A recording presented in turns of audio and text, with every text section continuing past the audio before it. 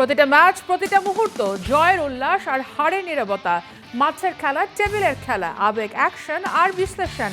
খেলা যেমন, খবর তেমন গরমাগরম। ওয়েলকাম টু স্টার প্লে, সাথে আছি আমি সারা মাহবুব। শুরুতেই শিরোনাম। আবারও নিরাপত্তা নিয়ে প্রশ্ন তুললেন বাংলাদেশ অনূর্ধ্ব-20 দলের কোচ জেরার্ড জোন্স। ডেকেছেন পুলিশ। কোচের এমন কাণ্ডে ফিফার কাঠগড়ায় উঠতে পারে বাফুফে। আসিয়ানের পর ব্রাজিলের সাথেও খেলতে চায় বাংলাদেশ। ফিফার সাথে কথা বলছে বাফুফে। ফুটবলারদের ওয়ার্কলোড নিয়ে হবে পরিকল্পনা।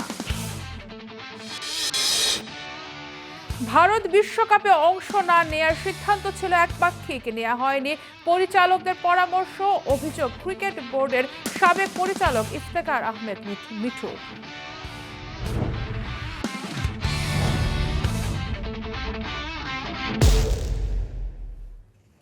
শুরুতেই ফুটবল।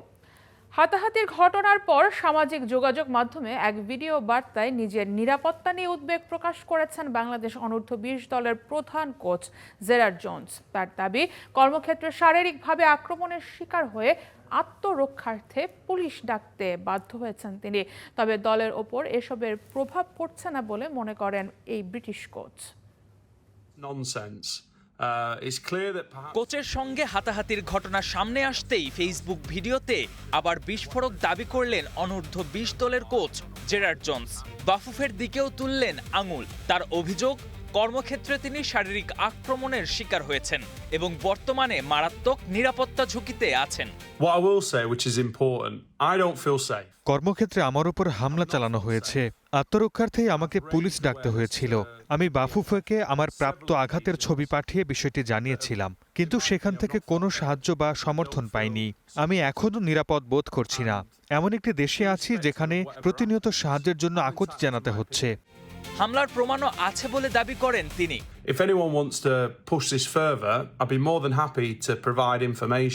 যদি কেউ এই বিষয়টি আরও এগিয়ে নিতে চায়, তাহলে আমি প্রয়োজনীয় তথ্য প্রমাণ দিতে প্রস্তুত। প্রত্যক্ষদর্শীর বক্তব্য, অডিও কিংবা হামলা ও আঘাতের ছবি, যা প্রয়োজন তা দিতে পারবো।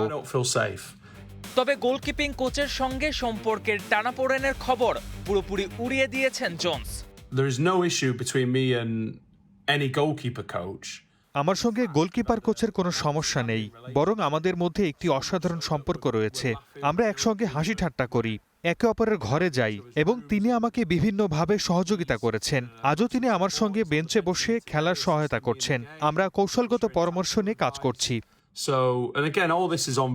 বারবার এমন ঘটনায় যখন অ্যাডাম মাহিদের মানসিক অবস্থা নিয়ে উদ্বেগে দেশের ক্রীড়াঙ্গন, তখন জোন্স মনে করছেন এসবের খুব বেশি প্রভাব পড়ছে না প্লেয়ারদের ওপর। এর আগে গেল বুধবার জেরার্ড জোন্স ও সহকারী কোচ আতিকুর রহমানের মধ্যে টিম হোটেলে কথা কাটাকাটির এক পর্যায়ে ধাক্কাধাক্কি হলে জোন্স 999-এ ফোন করে পুলিশ ডাকেন। ঘটনা লুকানোর চেষ্টা করা হলেও সোমবার তা বেরিয়ে আসে। তবে এবার সব ভুলে কাজে মনোযোগ দিতে চান এই English coach. KM Sony, star play. বাংলাদেশের নিরাপত্তা নিয়ে প্রশ্ন তুলেছেন জাতীয় অনূর্ধ্ব-20 দলের কোচ জেরার্ড জোন্স। সামাজিক যোগাযোগ মাধ্যমে দেয়া বক্তব্যে নিজের নিরাপত্তাহীনতার কথা জানিয়েছেন এই ইংলিশ কোচ। এরপর বাফুফের অভ্যন্তরীণ পরিবেশ নিয়েও উঠেছে প্রশ্ন। সবশেষ সহকারী কোচের সাথে বিরোধে পুলিশ ডাকায় বিষয়টি পেয়েছে নতুন মাত্রা। কিন্তু প্রশ্ন হচ্ছে, জোন্সের অভিযোগের পর বাফুফে কি ফিফার শাস্তির মুখে পড়তে পারে? বাংলাদেশে এসে প্রথমে মাঠের ফুটবল নয়, নিরাপত্তা নিয়ে তুলকালাম বাঁধিয়েছেন বাংলাদেশের অনূর্ধ্ব-20 দলের হেড কোচ জেরার্ড জোন্স। এই তো কদিন আগে সামাজিক যোগাযোগ মাধ্যমে দেয়া বক্তব্যে জোন্স দাবি করেন ঢাকায় চলাচলের সময় তার গাড়ি ঘিরে মানুষজন টাকা দাবি করেছেন, এমনকি গাড়িতে আঘাতও করা হয়েছে। এসব ঘটনায় নিজেকে ভয়, অসহায় ও একাকী মনে করার কথা জানান বাংলাদেশ অনূর্ধ্ব-20 দলের এই কোচ।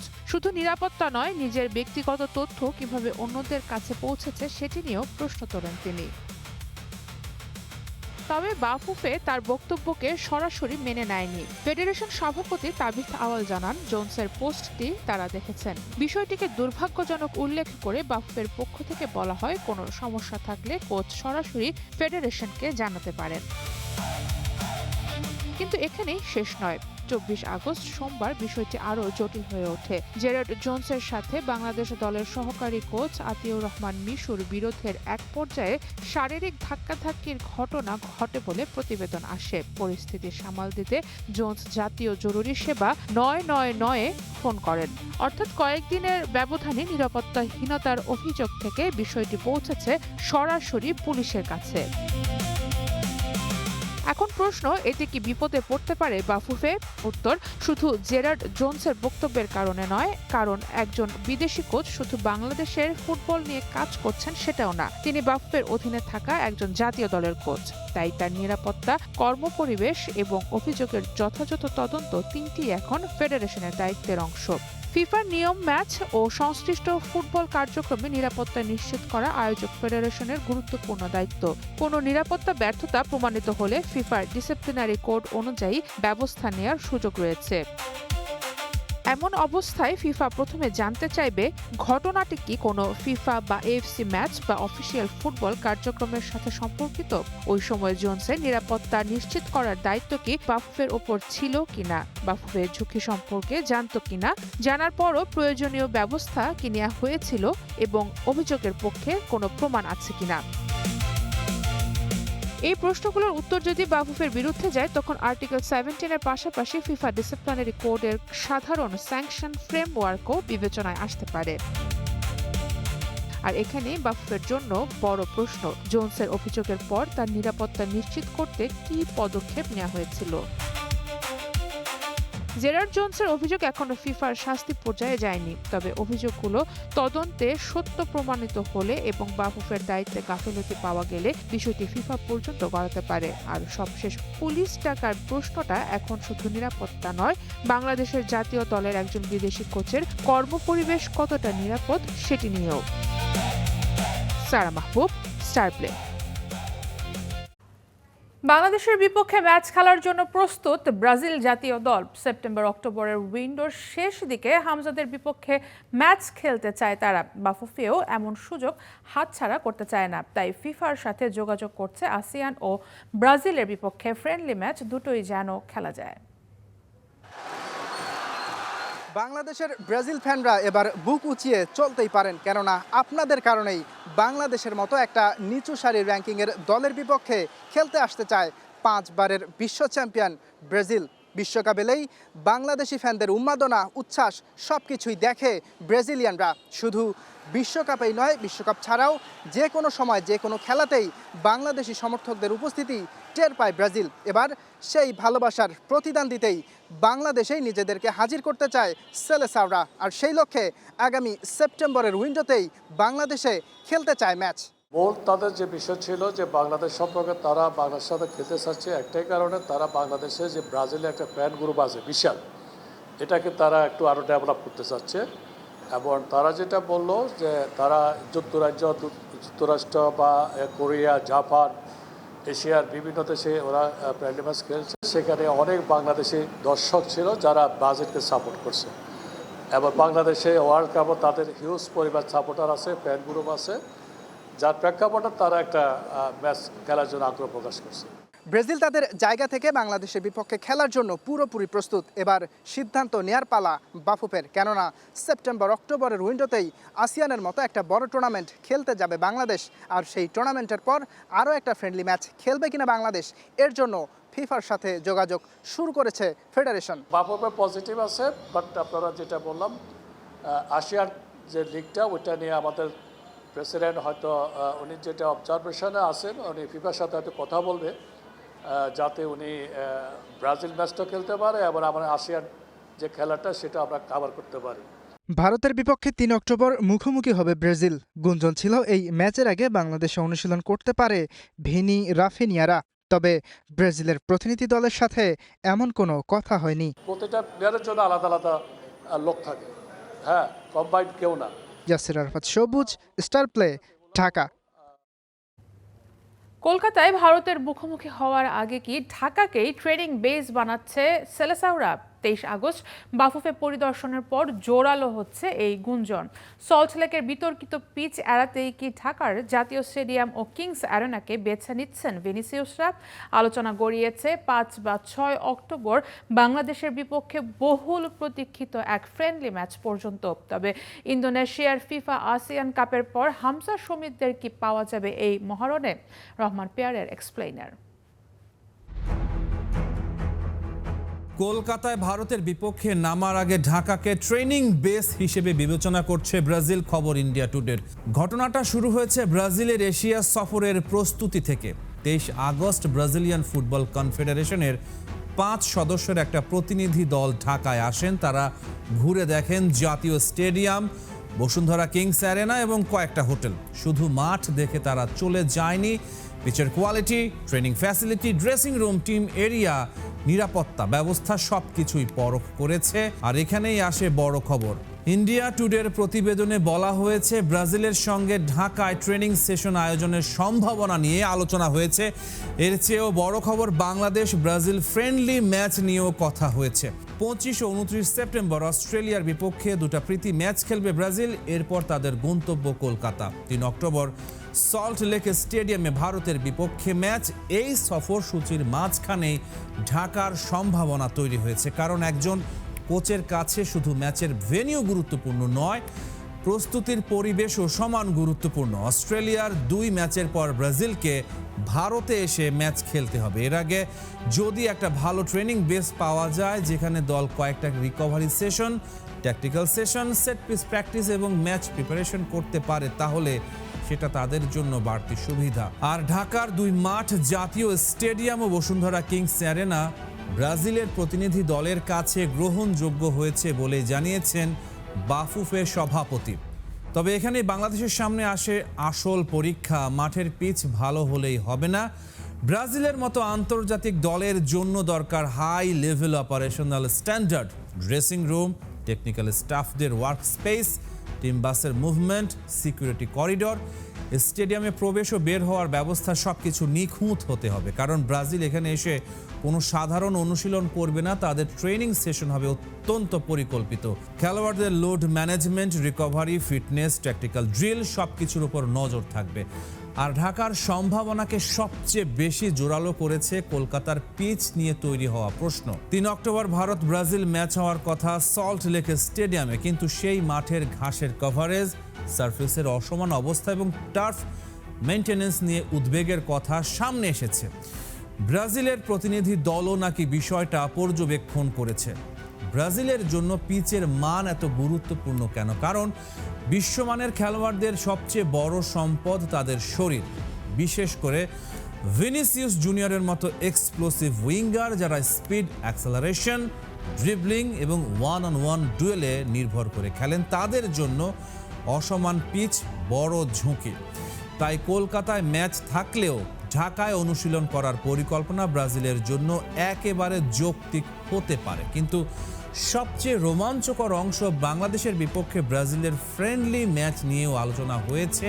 সম্ভাব্য তারিখ হিসেবে 5 অথবা 6 অক্টোবরের কথা উঠেছে। অর্থাৎ ভারত ম্যাচের পর ব্রাজিল যদি ঢাকায় আসে এবং সূচি, খেলোয়াড়দের অ্যাভেলেবিলিটি ও অন্যান্য শর্ত মিলে যায়, তাহলে বাংলাদেশের বিপক্ষে একটা ম্যাচের সম্ভাবনা তৈরি হতে পারে। বাংলাদেশের র্যাঙ্কিং, স্কোয়াড ডেপথ কিংবা আন্তর্জাতিক ম্যাচের অভিজ্ঞতা কোনোটাই ব্রাজিলের কাছাকাছি নয়। মাঠে নামলে ব্রাজিলই হবে পরিষ্কার ফেভারিট। তাদের ball position, pressing trigger, transition, third man run, wing play এবং ফাইনাল থার্ডের কোয়ালিটি বাংলাদেশের জন্য বিশাল পরীক্ষা হবে। বাংলাদেশের একজন ডিফেন্ডার যদি ভিনিসিয়াসের বিপক্ষে 1-on-1 খেলেন, একজন মিডফিল্ডার যদি ব্রাজিলের প্রেস ভেঙে বের হতে পারেন, কিংবা বাংলাদেশের কোনো ফরওয়ার্ড যদি ব্রাজিলের ডিফেন্সের বিপক্ষে গোলের সুযোগ তৈরি করেন, এসব অভিজ্ঞতা জাতীয় দলের জন্য অমূল্য। তবে বাংলাদেশ ব্রাজিল ম্যাচের পথে একটা বড় বাধাও আছে। বাংলাদেশের জাতীয় দলের সূচি 24 সেপ্টেম্বর থেকে 4 অক্টোবর ইন্দোনেশিয়ায় ফিফা আসিয়ান কাপে খেলবে হামজা সমিতরা। 5 বা 6 অক্টোবর ম্যাচ আয়োজন করলে স্কোয়াড অ্যাভেলেবিলিটি ও প্লেয়ার রিকভারি বড় প্রশ্ন হয়ে দাঁড়াবে। অন্যদিকে ভারত ব্রাজিল ম্যাচ নিয়ে বিতর্ক তৈরি হয়েছে। ভারতের সাবেক অধিনায়ক ভাইচুং ভুটিয়া ব্রাজিলকে কলকাতায় আনার জন্য বিপুল পরিমাণ অর্থ ব্যয়ের সমালোচনা করেছেন এবং বলেছেন এই অর্থের একটা বড় অংশ গ্রাসরুট এবং ঘরোয়া ফুটবলে বিনিয়োগ করা হলে দীর্ঘ মেয়াদে ভারতীয় ফুটবল বেশি উপকৃত হবে। এক্ষেত্রে বাংলাদেশ ফুটবল ফেডারেশন কি ভাবছে? এখনো কোনো চুক্তি হয়নি, কোনো ম্যাচ নিশ্চিত হয়নি, ব্রাজিলের চূড়ান্ত সূচিও বদলায়নি, কিন্তু একটা দরজা খুলেছে আর সেই দরজার ওপারে দাঁড়িয়ে আছে বিশ্বের সবচেয়ে ঐতিহ্যবাহী ফুটবল দলগুলোর একটা। Rahman pair, star player. নতুন কোচ জাবি আলোনসোর অধীনে দারুণ শুরু করেছে চেলসি। সোমবার রাতে প্রিমিয়ার লিগে ফুলহ্যামকে ৩-২ গোলে হারিয়েছে তার দল। চেলসির জয়ে গোল করেছেন আক্রমণ ভাগের ৩ তারকা জোয়াও পেদ্রো, মর্গান রজার্স ও কোল পালমার। ম্যাচের মাত্র ৩১ সেকেন্ডে পালমারের পাস থেকে গোলরক্ষকের মাথার ওপর দিয়ে বল তুলে দেন জোয়াও পেদ্রো। প্রিমিয়ার লিগের উদ্বোধনী রাউন্ডে এটি দ্রুততম গোল। ২৪ মিনিটে জশ কিংয়ের গোলের সমতা ফেরায় ফুলহ্যাম। বিরতির ঠিক আগে রজার্সের গোলে আবার এগিয়ে যায় চেলসি। দ্বিতীয়ার্ধের শুরুতেই পালমারের গোলে ব্যবধান বাড়ায় চেলসি। ঠিক তার ৫ মিনিট পর গঞ্জালো গার্সিয়ার গোলে ম্যাচে ফেরার আশা জাগায় ফুলহ্যাম। তবে শেষ পর্যন্ত আর কোনো গোল না হলে ৩-২ গোলের হার নিয়েই মাঠ ছাড়ে দ্য হোয়াইটস।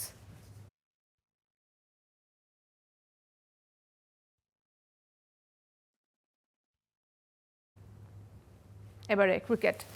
টি-20 বিশ্বকাপে অংশ না নেয়ার সিদ্ধান্তটি ছিল সাবেক যুব ও ক্রীড়া উপদেষ্টা আসিফ নজরুলের। বৈঠকে বিসিবি পরিচালকদের ডাকা হলেও কোনো পরামর্শ না নিয়ে চাপিয়ে দেওয়া হয়েছে ভারত না যাওয়ার সিদ্ধান্ত, অভিযোগ করেছেন ক্রিকেট বোর্ডের সাবেক পরিচালক ইফতেখার আহমেদ মিঠু।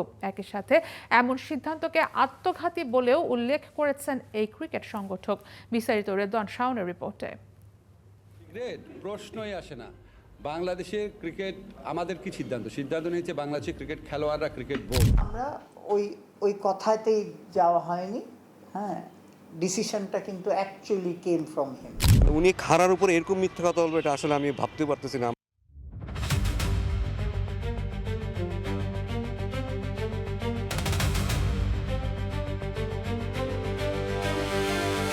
নিরাপত্তা ইস্যুতে ভারতে অনুষ্ঠিত টি-20 বিশ্বকাপে বাংলাদেশের খেলতে না যাওয়ার প্রভাব এখনও কাটিয়ে ওঠেনি দেশের ক্রিকেট বোর্ড। ওই এক ঘটনাতেই ভারতের সাথে ক্রিকেটীয় সম্পর্কে পড়েছে টানাপোড়েন। ক্রিকেটীয় এই দূরত্ব যেমন আর্থিকভাবে ক্ষতিগ্রস্ত করেছে ক্রিকেট বোর্ডকে, তেমনি ধোঁয়াশায় পড়েছে বিসিসিআই এবং বিসিবির ভবিষ্যৎ সম্পর্ক। ঘটনা এতটাই জটিল যে আগামী বছর দেশের মাটিতে হতে যাওয়া এশিয়া কাপ নিয়েও তৈরি হয়েছে অনিশ্চয়তা। বিসিবির সাবেক পরিচালক ইফতেখার আহমেদ মিঠুও মানছেন দুই দেশের বিরূপ সম্পর্কের শুরুটা হয়েছে বিশ্বকাপে খেলতে না যাওয়ার ওই সিদ্ধান্তের পরে, যেখানে বদ্ধ ঘরের বৈঠকে তৎকালীন বোর্ড পরিচালক এবং ক্রিকেটারদের কোনো কথা না শুনেই নিজের সিদ্ধান্ত চাপিয়ে দেন আসিফ নজরুল। আমি তখন স্পোর্টস অ্যাডভাইজারের সাথে একটা মিটিংয়ে ছিলাম। সেই মিটিংয়ে আপনি যদি জিজ্ঞেস করে দেখতে পারেন, আমি তুলতে চেয়েছিলাম যে এটার প্লাস মাইনাস কি, কিন্তু আমরা ওই কথাতেই যাওয়া হয়নি।